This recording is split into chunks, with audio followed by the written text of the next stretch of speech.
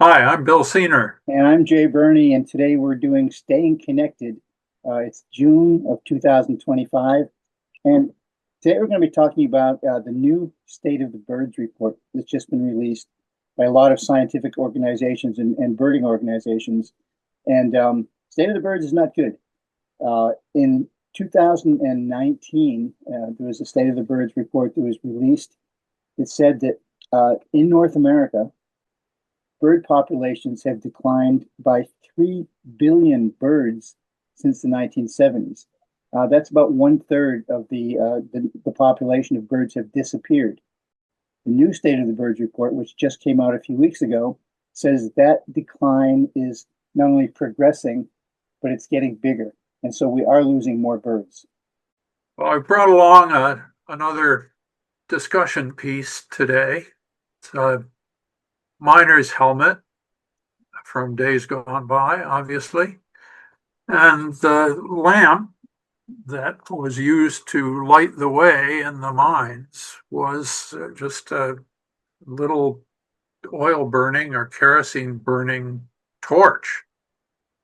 And if the mine worker, wandered into an area where there was an accumulation of methane gas, he could either set fire to himself and his co-workers or blow the whole place up or die of uh, asphyxiation. And as many people know, one of the safety precautions was to take a canary into the mine because the canary, being more sensitive to the gas than the miner, would die before the miner had warning to get out of the area. So for a long time, birds have warned us of significant dangers in the immediate environment. And this study is discouraging because it is reminding an entire population of humans that there is danger in the environment from the way we are killing off our birds. And that has consequences for us, not just for the birds. Yeah, well, I mean, I like the canary in the coal mine metaphor. Nature is in rapid decline. Biodiversity is in rapid decline. Birds are in rapid decline. Is any of that important? Birds are great distributors and contributors to biodiversity. Biodiversity is basically the nature that make up the essential services that keep life alive on this planet, including human life. Biodiversity, which is generated by birds, including migratory birds, um, brings us clean air, clean water, brings us opportunities to have food. It brings us, you know, modified climate, so it's not extreme climate change. Without all of these things, biodiversity, we lose our planet, and we are losing our planet. And so, thinking that the bird decline is the canary in the coal mine is absolutely true. So, how does that impact us in Western New York, which is where we're located on the Great Lakes? Well, One of the things, one of the things you didn't mention, which is certainly important, is that birds and nature contribute to our mental health oh, absolutely. in modern urban environment. So Yeah, they're important. that's definitely true. I mean, if people enjoy nature and enjoy birds, they also contribute tremendously to our economy. Bird watching in the United States alone is about a $300 billion thing. Bird watchers buying cameras and binoculars and going and staying places and going to restaurants. So that's a big economic contributor. And so that's another motivation to think this is good stuff. Let's get people out there bird watching and enjoying them and helping contribute to the economy. So, when I started this, I said that the decline of 3 billion birds, I said in North America. It's actually in the United States, not North America. It doesn't include Canada. It doesn't include Mexico. It doesn't include the world. The United States decline has been 3 billion birds. So, I guess one of the things that you and I talk about, Bill, all the time is, what can we do about that? And besides learning about birds, besides going out and enjoying birds, and besides talking and teaching about birds, there's conservation issues that we as a society can contribute to. And one of the biggest things that this State of the Birds 2025 talks about is the fact that conservation works. And so whenever there are programs that do bird conservation, and we do a lot of them in Western New York, it helps. But it also says we're not doing nearly enough. The environment is not one of the big issues that we're thinking about in 2025. On a federal level, I mean, there's so much chaos going on about everything, social justice and environment, that we're distracted. Locally, we've done programs, we continue to do programs, but the fact is that we're in the Great Lakes. Western New York, the Niagara River is one of the major migratory routes year-round of many, many different species of birds. It connects us to the Arctic, connects us to Central and South America. And we need to help birds have places not only to migrate through, and that means habitat, but also to stay and breed. We have birds that breed here in the summertime that go back to the Amazon, for instance, in the wintertime and help populate the biodiversity there. We need to do so much more, and we are losing habitat here, and we need to reverse that in a big way. I mean, we can't just do little piecemeal projects. We've got to invest billions of dollars, even locally, to start conserving our nature. And that's a step that you and I have been working on for a long time, Bill, and we work with various organizations. But we've got to step it up. Well, there are lots of small ways we can think about helping birds survive that we as individuals can participate in and urge our greater communities to participate in. Perhaps a good way to get into that is to talk about some of the reasons for the decline of some of these bird populations. Loss of habitat is a major one, of course. Building collisions. The amount of space given over to pavement rather than green space that support birds and insects and that birds need to survive, and other wildlife. Cats, domestic cats that are left to roam, or feral cats, are a major issue in bird depredation. So what can we begin to do?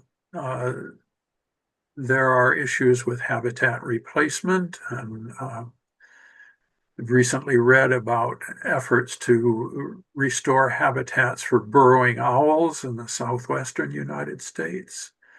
In a number of places throughout the world, including the United States, there are attempts to save habitat for swifts. And it turns out that they have adapted well to industrial environments. And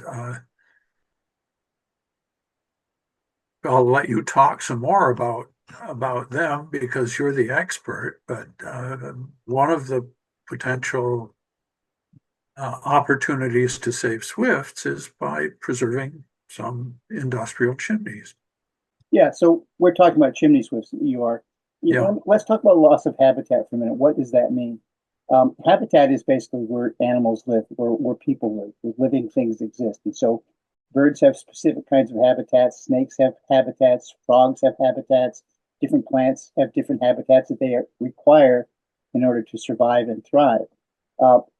There's an author, you may have heard of him, his name is Doug Tallamy. He's written a lot of good books about how we can begin to restore habitats. He says that since 1750, 95% of all habitat in the United States has been changed or disappeared, and because of development. And so development goes from logging, farming, road building, city building, and in Buffalo we have hardly any place that we can look at and say, yeah, this is the original habitat. All the rest is either restored or it's gradually reclaimed itself, which it can do. We do have some great places in West New York, even in Buffalo, where there's original habitat. The Forest Lawn Cemetery has a ridge where the Scajaquada Creek goes by. There's some really old trees there Now it's always being manipulated, but some of those old oak trees and uh, they're still part of the original habitat. So we have remnants that we can look at. And speaking of chimney swifts, one of the visible populations of chimney swifts in Buffalo does center on Forest Lawn. If you go there almost any day, you can see them, flying around in the sky above us. We believe that they're probably using the chimneys of the old crematorium there. Chimney swifts live in cavities that are basically vertical cavities, like chimneys, like other horizontal places that they can crawl down into, but they're disappearing. And I think that your idea of former industrial sites, we have a lot of old chimneys in Western New York. I don't know how many are being used by chimney swifts, but I think that we can upgrade our study of where their habitats are today by looking at more of those. And you and I have been talking about going out and doing a little study about where they are in Buffalo now. I know they're declining. I know we have to find ways to save them, but that's a good target. We have a lot of former industrial sites. So we've got some work with chimney swifts. And then you have things, and by the way, chimney swifts are listed as one of the most endangered birds in the 2025 State of the Birds report. In 2019, they were talking about snowy owls as one of the most endangered birds. We also have snowy owl populations that come down here in the winter. Most winters, not every winter. But our birds are at the top of the list. We're the apex. Our location in the Great Lakes at the beginning of the Niagara River is such an important location. We really have to be better conservation stewards. So that's what we're going to task our audience with and ourselves with. You, people watching this show, you need to learn more about birds. And, it's enjoyable. It's fun. It's good mental health. And it contributes to the economy, and it contributes to the salvation of the human species. Right? Well, another point I think that's important is that we humans have managed to adapt to an amazing number of habitats. And we have inhabited places from the Arctic and Antarctic to the tropics. And one of the things we need to do is learn how to share the environments we have and habitats that we inhabit with other creatures, which we often don't do very well. I mean, one thing we can do in at least a small way toward sharing habitats is by planting native plants in our yards rather than devoting so much space to monoculture that really isn't necessarily native to our climate at all and requires tremendous amounts of water to keep it alive. So that's one thing we can do. We can learn more about, for example, bugs. You see all these adverts on the television for things to eliminate bugs so that you can enjoy your monoculture better. Birds depend on eating bugs, so maybe we need to find another way to be able to enjoy our yards and environments and parks without mass destruction of the bugs that are food for other creatures. That may be a tough thing to sell. Well, it's a really important point. And, you talk about monocultures. What people do is they buy products to keep them bug-free, pesticides and herbicides. And even the way that you manage your yard, whether you're raking leaves up in the fall or the spring, those are all homes. Now, we don't want to be chewed up by mosquitoes or jumped on by,